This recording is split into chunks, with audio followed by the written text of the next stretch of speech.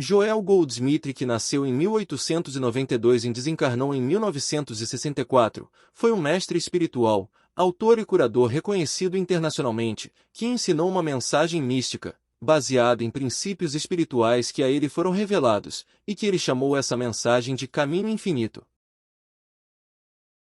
Quando era um jovem aprendiz de seu pai no negócio de importação, Joel Goldsmith viajou pelo mundo.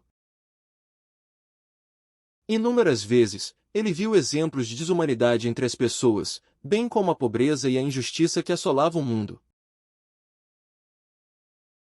Sempre se perguntou onde estava Deus nesta cena humana, e a partir de então, ele iniciou uma busca contínua pela verdade. Já mais velho, ele ficou muito doente e ele procurou a ajuda de um praticante da ciência cristã. Ele foi curado do problema físico e também teve uma mudança completa de consciência. Seu estilo de vida mudou para sempre e ele descobriu que tinha o dom da cura. Em poucos dias, muitas pessoas estavam pedindo a sua ajuda e para que Joel orasse por elas. Este seria o início de uma longa e frutífera prática de cura e ministério espiritual. Por anos, Joel mergulhou em um estudo profundo das escrituras do mundo, procurando os princípios básicos da cura.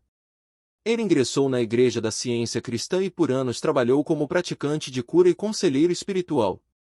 Em 1945, ele deixou a Organização da Ciência Cristã porque estava recebendo revelações da verdade de dentro dele que não podiam ser expressas dentro da estrutura de uma religião organizada.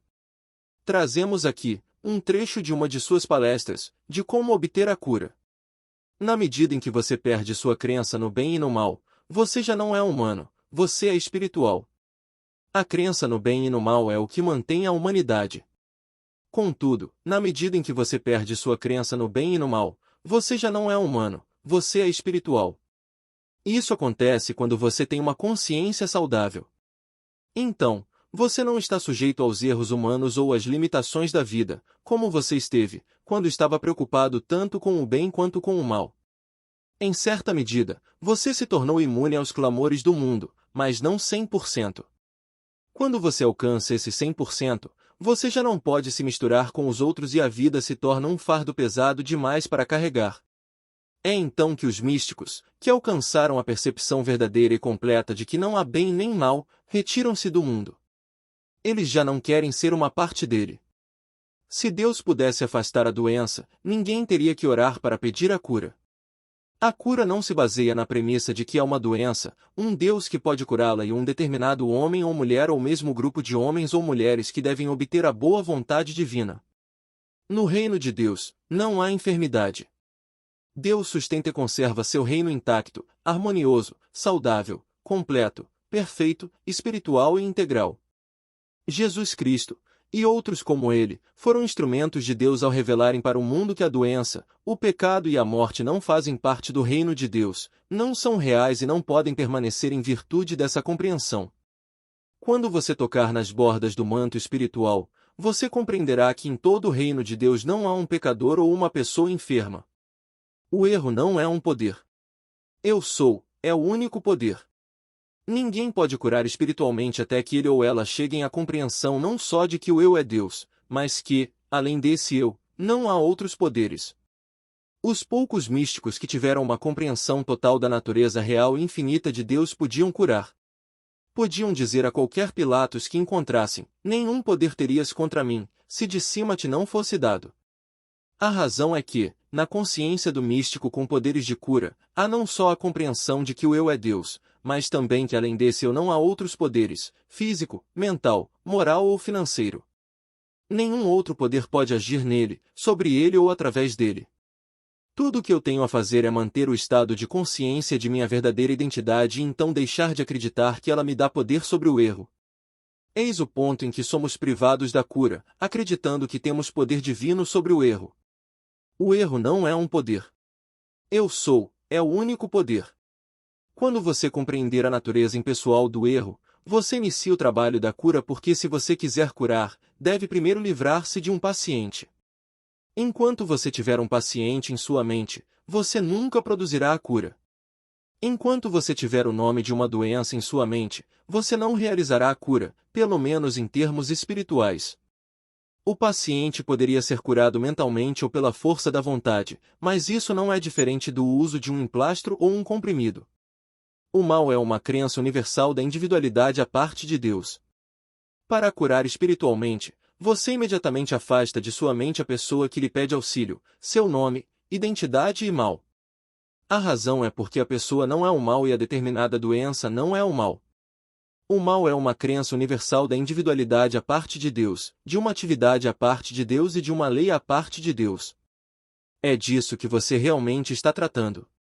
Quando alguém chamado Sui Jones chega e diz, eu estou doente, você tem que deixar de lado Sui Jones e compreender, não, essa não é uma pessoa. Esse é o espírito carnal. Mas o espírito carnal não é espírito. Ele não tem lei que o sustente. Não tem substância, causa e realidade. Sem pensar na pessoa ou em seu clamor especial, você realizou a cura, por conhecer a inexistência do próprio mal. O mal é o espírito carnal, a crença em dois poderes. Você não está tratando com ele ou com ela, nem com um problema, você está tratando com o espírito carnal, que está tentando convencê-lo de uma vida separada e afastada de Deus. O mestre disse, quem dentre vós me convence do pecado? Assim, o que o convence de uma pessoa ou uma condição à parte de Deus? Você não precisa de qualquer poder. Você não vai curar ninguém nem algo. É uma ilusão acreditar que haja algo ou alguém a ser curado. Com seus olhos finitos, você pode ver o masculino e o feminino, o velho e o jovem. Mas, em meus anos neste trabalho, aprendi a não olhar muito para as pessoas, mas olhar através delas. Desse modo, com frequência, eu não estou realmente consciente de quem está diante de mim e por quê. Isso liberta a identidade da pessoa em meu pensamento, porque eu não estou interessado na pessoa, no problema particular dele ou dela, a não ser quando me apresenta uma oportunidade de revelar outra vez que Deus é a única individualidade e que não há leis, com exceção das leis feitas por Deus. Enquanto eu não considerar ninguém que vem até a mim como um doente a ser curado, um pecador a ser reformado ou um desempregado a arrumar trabalho, estou no terreno seguro de um verdadeiro médium espiritual. Se alguma vez eu tomar uma pessoa em minha consciência como um doente que devia ser curado, como um pecador que devia ser reformado, como um pobre que devia ter abundância ou como um desempregado que devia estar trabalhando, eu volto ao nível do sonho mortal e já não sou de qualquer utilidade para a pessoa e não serei de qualquer utilidade para este mundo. Meu auxílio está apenas na proporção em que eu possa impersonalizar a situação inteira. Quando você se senta para realizar o trabalho de cura, tudo o que você precisa é a habilidade de ficar quieto e comungar com seu Pai dentro de si, percebendo que a graça de Deus é infinita. Você não precisa de qualquer poder. Você não vai curar ninguém nem algo. É uma ilusão acreditar que haja algo ou alguém a ser curado. A cura espiritual é a compreensão do que existe. Toda cura espiritual é uma prova de que o pecado, a doença e a morte não têm poder. Desse modo, não é preciso poder para vencê-los. Quando falamos de Deus como único poder, não pensamos nisso como um poder que você usa. Pense nele como o poder que criou o universo, que o mantém e o sustenta e deixa-o fazer isso, enquanto comunga com ele interiormente. É quase como se você estivesse sentado silenciosamente conversando com sua mãe. Você não tem necessidade de qualquer poder. Deus é o único poder e ele criou este universo pelo poder do eu. Deus o mantém e o sustenta. Você não precisa de qualquer poder. Você precisa ser capaz de comungar com seu eu interior e estar em paz com ele. Então, você descobrirá que Deus está mantendo e sustentando sua própria criação sem qualquer auxílio seu ou meu. Só pelo discernimento espiritual você verá o governo de Deus, aquilo que o Mestre chamou de ver e ouvir. Há um sentido falso ou limitado da mente, a que chamamos de mente humana ou consciência humana. Não é na verdade a mente ou a consciência, mas um sentido limitado de uma consciência infinita. Para realizar uma cura espiritual, você precisa ter o discernimento interior que vê eu, como a vida do ser individual e então sabe que eu não tenho idade. Este eu, era o mesmo quando eu nasci, e será o mesmo quando eu morrer. Juventude ou velhice, o eu é sempre o mesmo. Você tem que observar esse eu como ser individual, eu sou você, você é eu. Nós somos um só em Jesus Cristo, o que quer dizer que somos únicos na filiação espiritual. Há apenas um só de nós e eu sou esse um só. Antes que Abraão existisse, eu sou. Você não pode descobrir isso com sua visão física ou com sua audição física. Isso é uma questão de discernimento interior e a consciência da cura mística. Você não tem uma mente humana própria, nem uma consciência humana. A mente humana ou o estado humano de consciência é um sentido universal de separação de Deus. Realmente, há apenas uma mente, o instrumento de Deus. Mas há um sentido falso ou limitado dessa mente, a que chamamos de mente humana ou consciência humana. Não é na verdade a mente ou a consciência, mas um sentido limitado de uma consciência infinita. Através desse sentido limitado, você olha para o corpo e vê as mudanças que esse sentido limitado retrata. Há um mundo real e um mundo irreal? Suponhamos, por exemplo, que você vê um diamante, ao olhá-lo, você o toma por uma imitação. No entanto, durante todo o tempo ele é um diamante. Onde está a imitação? Em nenhum lugar, não há nenhuma imitação. O que você está chamando de imitação representa um conceito finito ou falso de um diamante perfeito. Você aceita o seu conceito da imitação como verdade, até que um avaliador de diamante avalie a pedra e confirma que é um diamante. O que acontece com a sua imitação? Nunca houve uma imitação, a pedra existe agora e sempre existiu um diamante. Sua imitação desapareceu. Mas, de onde ela desapareceu, já que nunca teve qualquer existência? Não havia realmente nada para desaparecer, já que nunca houve uma imitação, a única existência da imitação foi como uma crença ou um sentido falso. Da mesma maneira, dizem-nos que tudo sobre a experiência mortal, tudo que vemos, ouvimos, experimentamos, tocamos e cheiramos, é ilusão ou um conceito falso. Isto significa que há um mundo real e um mundo irreal? Não. Significa que este mundo é um mundo que foi intuído por João, mas como João tinha se elevado acima do conceito finito, ele não o viu mais através da percepção errônea, que tomaria uma imitação por um diamante. O poder espiritual é a percepção de Deus onipresente como ser individual.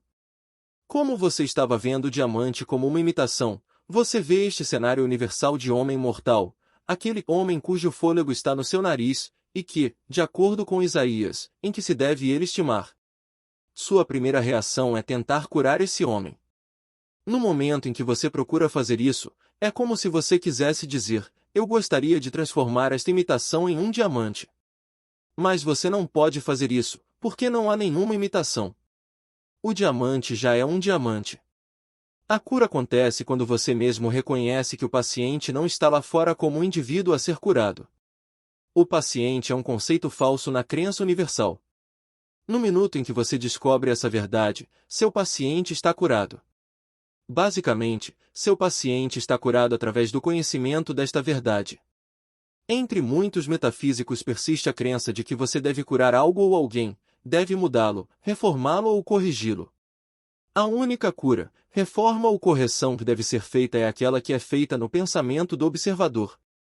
Isto quer dizer, no seu pensamento e no meu pensamento.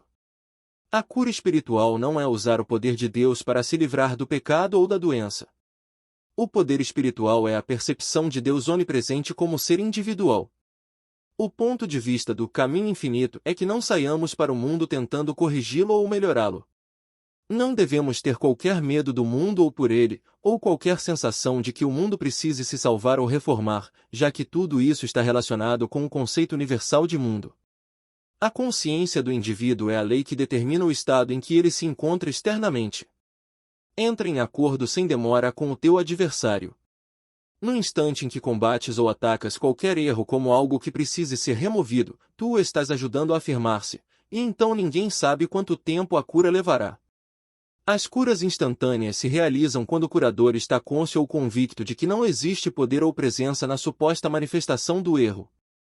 A cura resulta do reconhecimento de que a consciência individual é Deus, ou que Deus é a consciência do indivíduo. A consciência do indivíduo é a lei que determina o estado em que ele se encontra externamente. Em linguagem bíblica, maior é aquele que está em vós do que aquele que está no mundo. Joel Goldsmith.